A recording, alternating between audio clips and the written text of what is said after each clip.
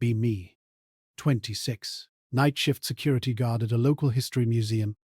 Living the vampire lifestyle without the cool powers or the castle. Just dark circles, anemia, and a diet consisting of vending machine crackers and regrets. Shift ends at 4 a.m. The world is grey and quiet. Walking home. Autopilot engaged. Usually take Main Street. Roadwork forces a detour down a narrow cobblestone alley. The old quarter, mostly abandoned shops and hipsters sleeping in doorways. See a light. Flicker, flicker. Buzz. A neon sign in a window that hasn't been washed since the Cold War. Curiosities and hexes. Who is open at 4 a.m.? Curiosity overrides exhaustion. Push the heavy wooden door. Bell rings. Not a normal jingle. A heavy, ominous iron clank. Like a dungeon gate. Smell hits me instantly.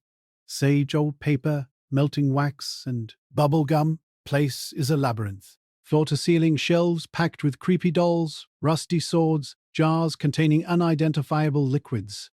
Navigate through a tunnel of stacked books. Here shuffling. No, the ley lines are wrong. You're disrupting the flow. Voice sounds stressed. Round a corner. See her. Girl. Maybe 5'3" on a good day. Wearing a black velvet dress that looks Victorian but also like pajamas. Fingerless gloves. Hair is a chaotic storm of dark purple curls, held back by what appears to be a literal bone. She is currently arguing with a taxidermy badger. You cannot sit there, Sir Reginald. That represents the quadrant of fire. You are an earth sign. She tries to move the badger, trips on her own dress, flails, knocks into a shelf of crystals. Avalanche of quartz and amethyst. I step forward, reflexes kick in. Catch a large crystal ball before it smashes into her head. Catch her by the arm to steady her. Careful. She freezes. Looks at the crystal ball in my hand. Looks at my hand on her arm. Looks at my face. Eyes go wide. She has mismatched eyes. One green, one brown. Screams. Phantom. She scrambles back, falling over a stack of tarot cards. Reaches into her pocket. Back! Back to the void! Throws something at me. It hits my face. It's glitter. Black and silver glitter. It gets in my mouth. Did you just pocket sand me with glitter? She is cowering behind a cauldron, peeking out like a terrified raccoon. It's banishing dust. Why aren't you burning? 'Cause I'm a security guard, not a demon. She blinks. Slowly stands up, brushes herself off, tries to regain composure. Fails. Oh, a mortal. I knew that. Obviously. Voice cracks. I was just testing your aura. My aura feels very sparkly now. Spit out glitter. She squints at me. You have a heavy energy, like a graveyard, but polite. That's just sleep deprivation. She finally smiles. It's a crooked, nervous smile. Sharp canine teeth. I'm Vesper. Keeper of the Hoard. Mistress of the slightly damp basement. Anon. Keeper of the flashlight. Master of checking locked doors. She giggles, snorts, covers mouth immediately. Sorry, snorting is unladylike. The spirits judge me. The badger doesn't seem to mind. She looks at the badger. Sir Reginald is plotting my demise. I can feel it. Right. Look around. So, you're open? At 4 a.m.? Time is a construct. Also, I have insomnia and I forgot to lock the door. Classic. Well, Vesper. Nice to meet you. Try not to die under a pile of rocks. No promises. The rocks crave violence. Place the crystal ball down gently. Walk out, still covered in glitter. Walk home looking like I made out with a disco ball. Sleep. Dream of purple hair and angry badgers. Fast forward 2 days. Can't get the weird shop out of my head. Or the girl. Mostly the girl. Finish shift. Legs take me to the alley automatically. Light is on. Go inside. Curiosities and hexes. Plank. Vesper is there. She's standing on a ladder, trying to hang a dried bat from the ceiling. Left a bit. No, right? Aesthetic is key to necromancy. She sees me. Ah. The glitterman returns. She waves, loses balance.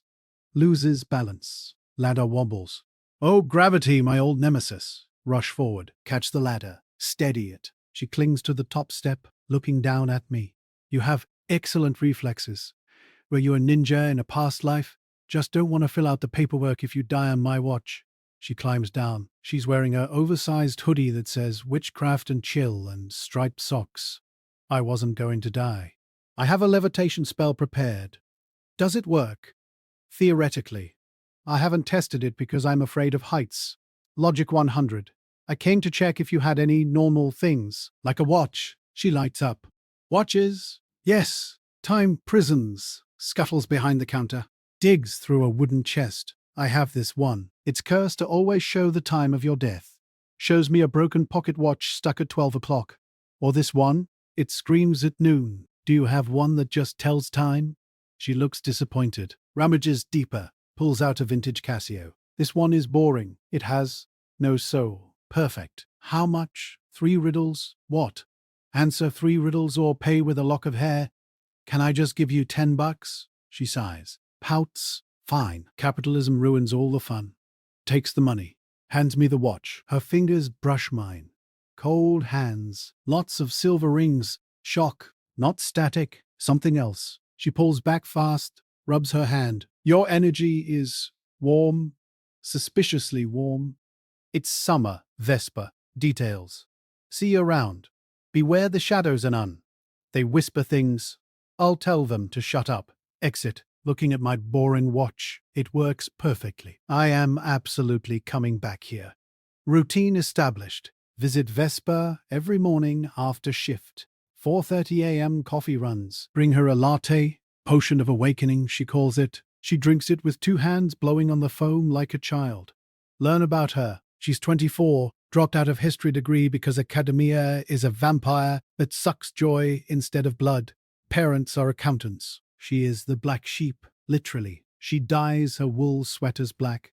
She actually knows a ton about history, antiques and folklore. Just buries it under layers of I am a chaotic witch persona. One morning, walk in. Heavy atmosphere. Vesper is sitting on the floor surrounded by candles. Crying, not cute crying, ugly crying.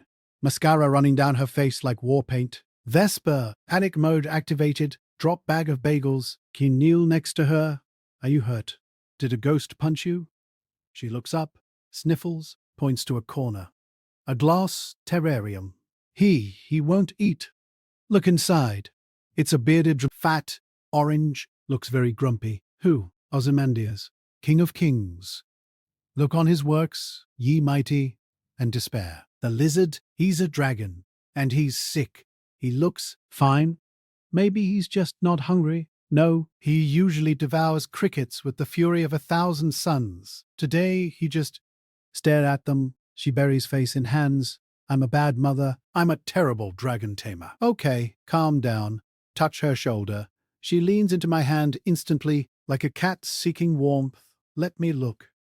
I grew up with reptiles. Examine Ozymandias. Check temperature gauge in tank. Vesper, his heat lamp is burnt out. He's just cold. She stops crying. What? Reptiles need heat to digest. He's cold, so he's not eating. She blinks. So, he's not cursed with the plague of anorexia?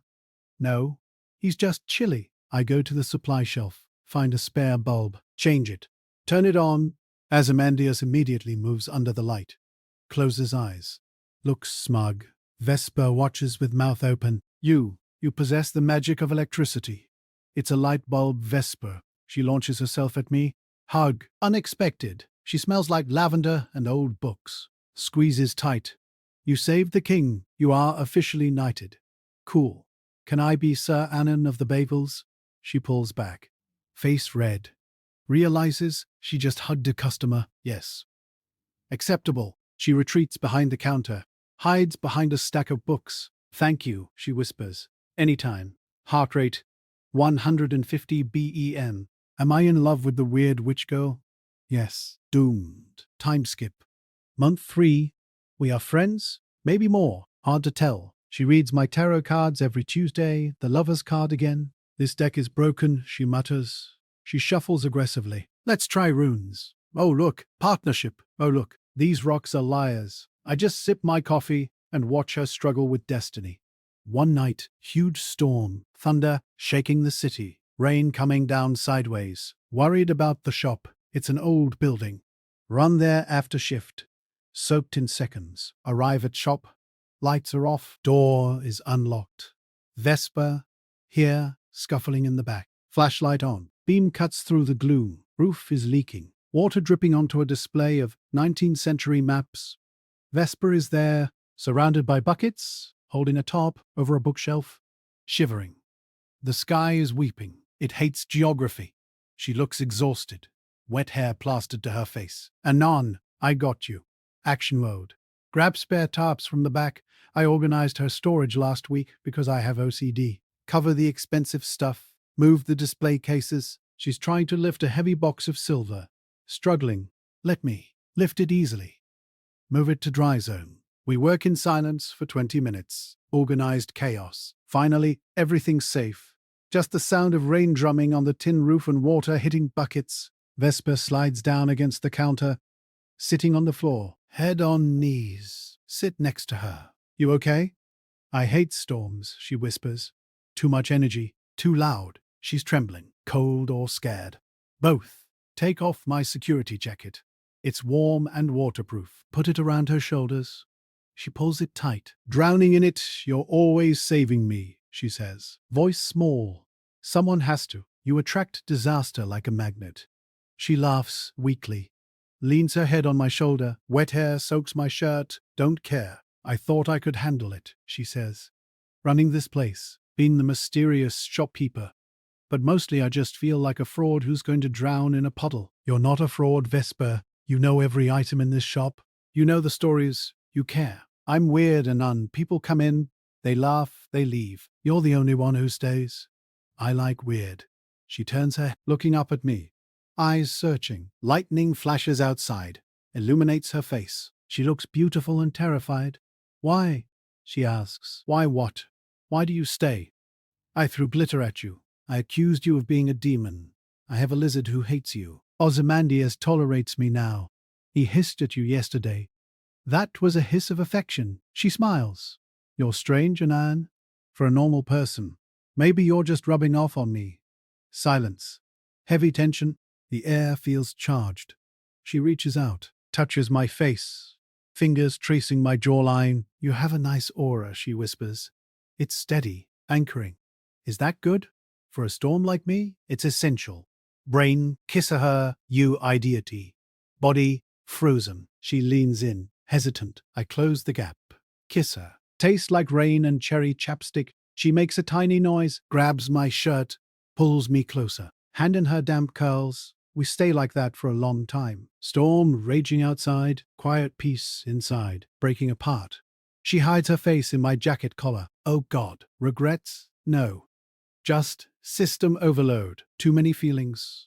I might explode. Please don't. I just cleaned up. She punches my arm weakly. Shut up.